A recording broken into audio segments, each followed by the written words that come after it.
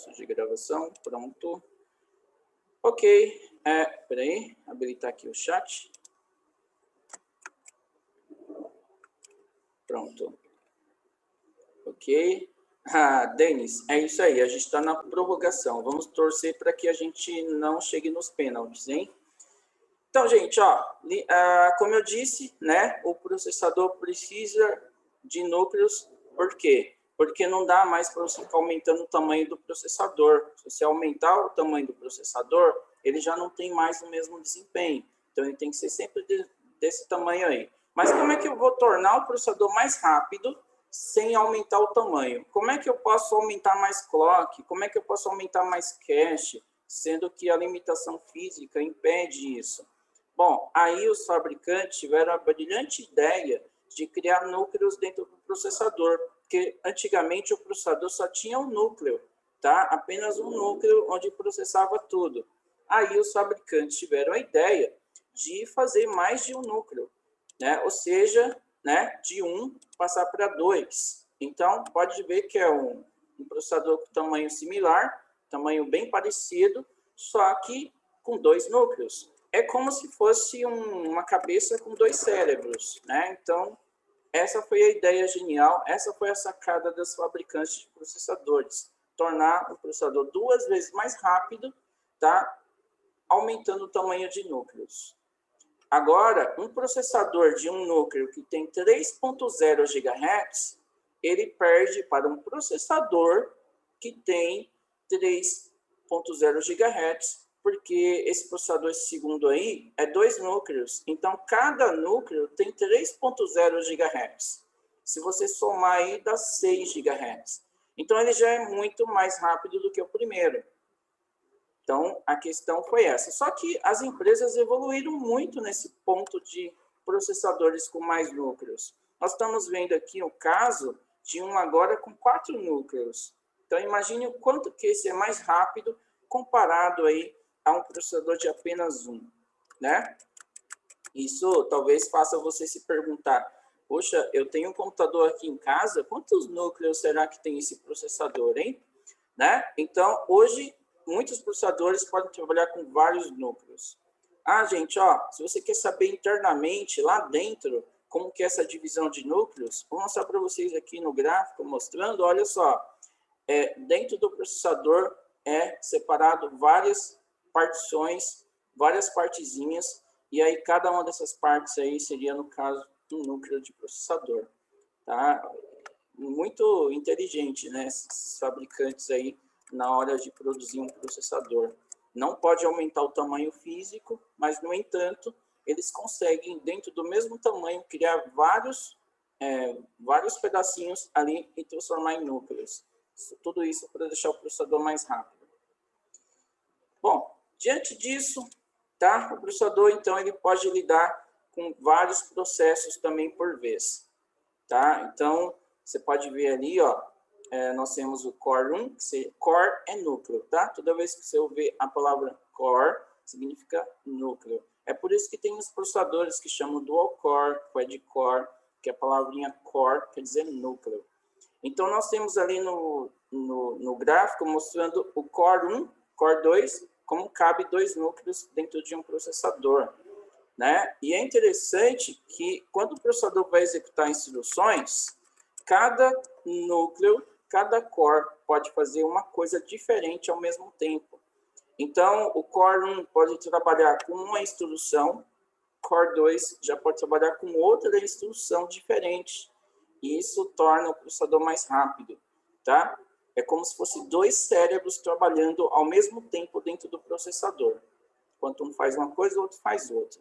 Agora, já é possível fazer com que cada core consiga fazer 2 coisas ao mesmo tempo, em vez de uma, né? Olha só até onde evoluiu, né? Agora os processadores conseguem fazer 2 coisas em cada núcleo. Gente, quando isso acontece, quando o processador ele consegue fazer mais de uma coisa ao mesmo tempo, o núcleo consegue fazer mais de uma coisa ao mesmo tempo, a gente chama isso de threads, tá? Outro requisito aí do processador, para que ele fique mais rápido, são os threads. O que são os threads? São as tarefas que os núcleos fazem. tá? Então, agora a questão é, além de você perguntar agora quantos núcleos tem um processador, você agora também tem que perguntar quantos threads tem um processador. Então, vamos lá. Vamos pegar um exemplo de um processador que ele consegue fazer pelo menos uma tarefa, né? Cada núcleo. Então, nós temos um processador de 2 núcleos. Cada núcleo de um processador faz uma tarefa, faz uma instrução. Quer dizer, cada um faz um thread. Agora, como eu falei, tem processadores que fazem até 2 threads cada núcleo. Aí nós temos um processador, cada núcleo faz 2 threads. Então, se você tem um processador de 4 núcleos e cada um faz 2 threads, então nós temos um processador de 4 núcleos e 8 threads.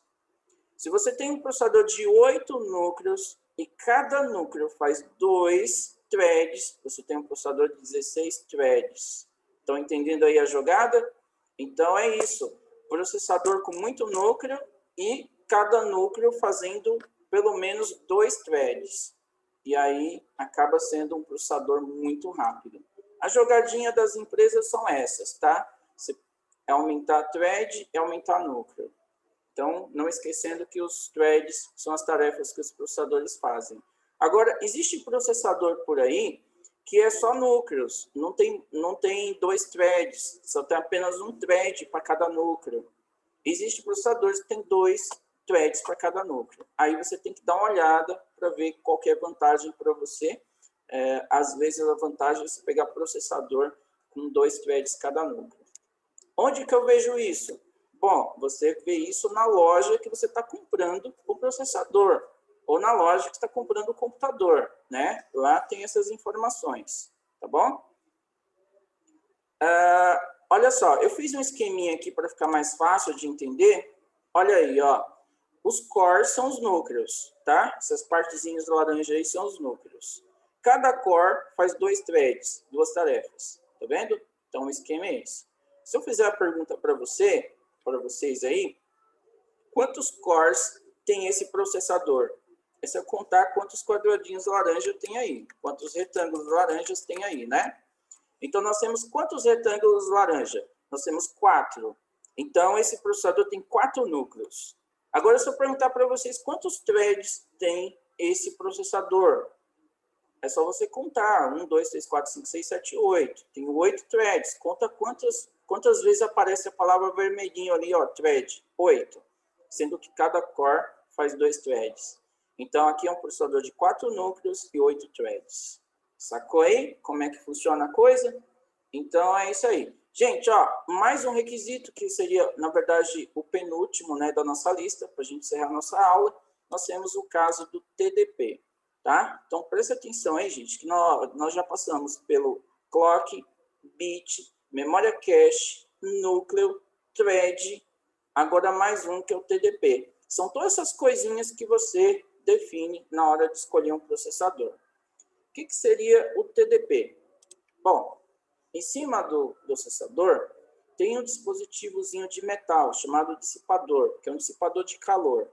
O processador, ele esquenta bastante, tá? Chega a temperaturas altíssimas. E é preciso esse componente que você está vendo aí na foto, que é colocado em cima do processador na hora de você utilizar, tá? Então, por causa do aumento de temperatura. Quanto maior o clock do processador, quanto mais núcleos estiver trabalhando, mais o processador esquenta. Então, ele está bem refrigerado. Então, por isso que tem esse equipamento aí, que tem um nome, tá? Então, tem o dissipador de calor, aí tem a ventoinha, né? O ventiladorzinho, a gente chama isso de cooler, tá? Então, o cooler, ele fica instalado em cima do processador, como você pode ver nessa outra foto aí, já dentro da máquina. Aí você tem o cooler e o processador está lá embaixo. É por isso que quando você abre um computador, normalmente você vê esse ventiladorzinho, às vezes é maior, né? Às vezes ele é grande, depende da máquina. E aí você não vê o processador fica embaixo, tá?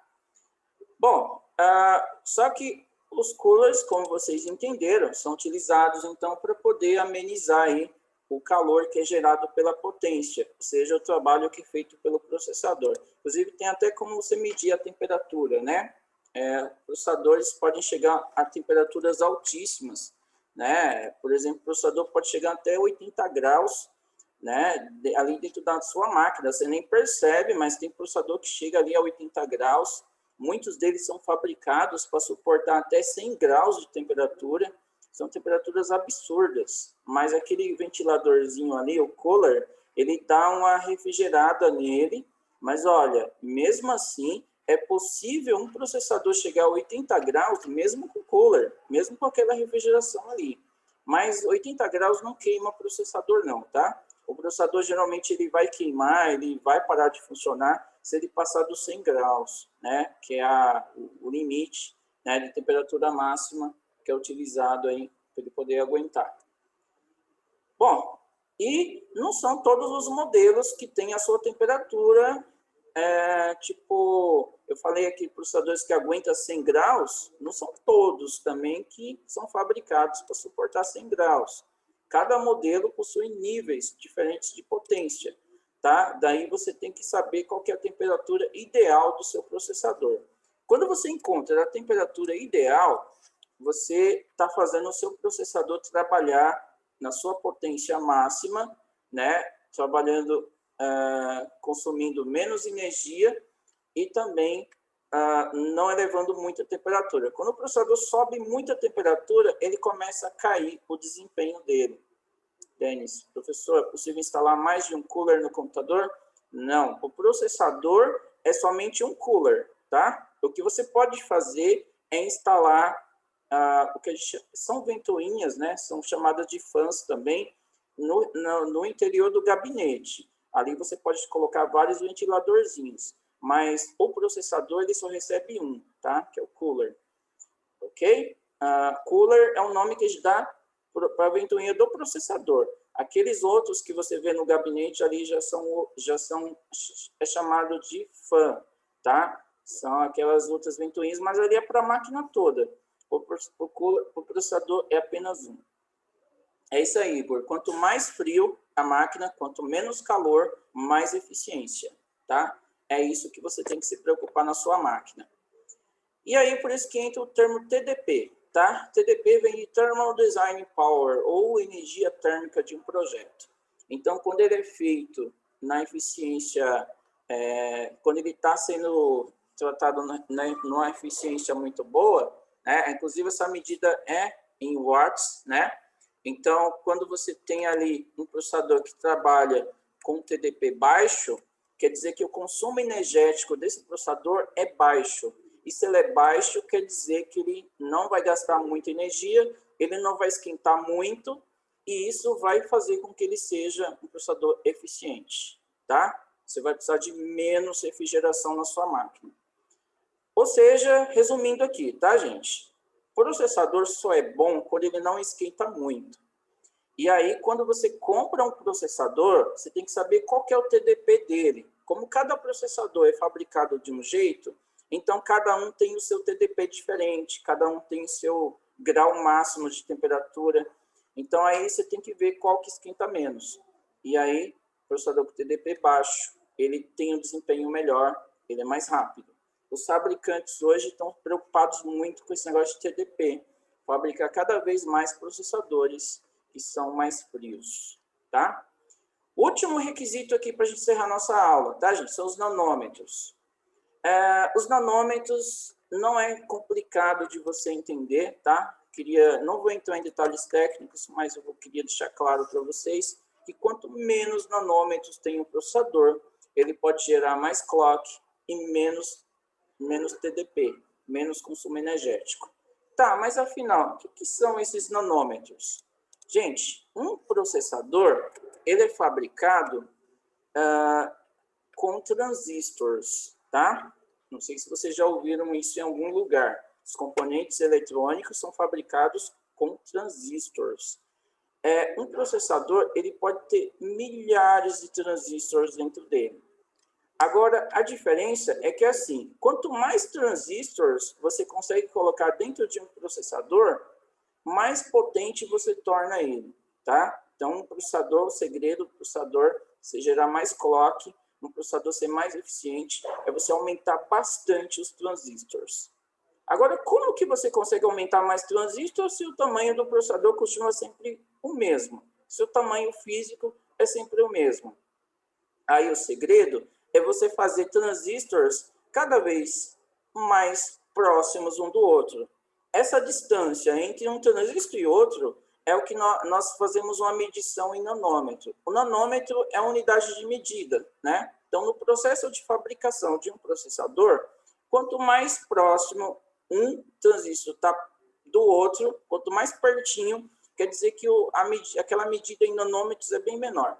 Gente, como o nanômetro é uma unidade de medida, você aí deve estar pensando assim, bom, eu conheço centímetro, eu conheço metro, mas eu não conheço nanômetro. Qual que é a distância de um nanômetro, né? Qual que é a distância de um transistor e outro dentro de um chip? Gente, um nanômetro, ele equivale a um milésimo, presta atenção no que eu estou falando, hein? É um milésimo de um centímetro. Você consegue imaginar um milésimo de um centímetro? Não dá nem para ver, né? Porque um centímetro tão pequenininho, agora imagina um milésimo disso. Pois é um nanômetro, tá? Então, lá dentro do chip é a distância que um transistor fica do outro, tá? Então, cada vez mais próximos. E aí, os processadores estão sendo fabricados em cada vez menos nanômetros. Ou seja, os transistores estão cada vez mais juntinhos um do outro, só para poder caber mais dentro do processador. E quando isso acontece, é o que eu falei, os clocks são menores, consumo energético também. Então, na hora que você for comprar o processador, vê quantos nanômetros tem os processadores, tá? Atualmente, os processadores Intel estão trabalhando nos processadores de 14 nanômetros, enquanto que a AMD está trabalhando com processadores em 7 nanômetros, tá? Então, isso aí é uma coisa relevante na hora que você vai comprar processador ou comprar um computador, tá bom? Gente, então vimos tudo isso aí, tá? Tudo isso aí é o que você precisa saber na hora de escolher um computador, escolher um processador. Isso aqui não é coisa para técnico, isso aqui não é coisa para quem é do TI, isso aqui é coisa básica, cotidiana, entendeu? Para você saber escolher um computador, ok? Então, não fica achando que é muito, não, tá? Não fica achando que é coisa demais, não. Aqui é assim, ou você aprende isso, ou quando você for comprar o computador certo, você paga alguém para comprar o computador para você, né? Bom, mas aí é uma decisão sua que você vai ter que tomar. Eu prefiro eu comprar o computador, eu escolher o computador e não pagar alguém para fazer a escolha. E se você faz a escolha de um computador sem você analisar especificações, você está no chute, você pode comprar o computador errado, como eu já vi muita gente fazer. E muita gente que comprou já computador errado, se arrependeu, pagou caríssimo num computador que não valia a pena, por não saber especificações. Tem gente que vai muito nessa questão de design, o computador é bonito, o gabinete é bonito, o monitor é grande, mas é uma porcaria lá dentro. Então, né, para você não cair nessa, você precisa entender como que é um computador por dentro, tá, gente? Então, olha só, a gente pode discutir isso na próxima aula, como o nosso tempo aqui já deu, mas ó, fica aguardando os exercícios, tá, gente? Vai ter exercício ainda hoje, eu não garanto que vou conseguir mandar assim que acabar a aula, mas ainda hoje eu mando, e aí a gente começa, aí vocês começam a fazer, aí amanhã vocês mandam para mim, tá bom? É isso aí. Olha, vocês estão falando de consultoria, vocês também podem se tornar consultores, né? Bom, aí eu já faço aquela de ou você estuda bem mais a fundo esse assunto ou faz um curso de TI. Vocês podem se tornar consultores, né? E você pode ajudar pessoas, né, a comprarem o computador da maneira correta. Gente, eu já peguei os nomes de vocês aqui, tá? Então não é necessário uma segunda chamada. Então é isso aí. Eu agradeço vocês por terem participado na aula de hoje. Parabéns a todos vocês aí que estão se esforçando, assistir às aulas. E a gente se vê, então, na próxima, galera. Então, é isso aí. Tchauzinho e até mais.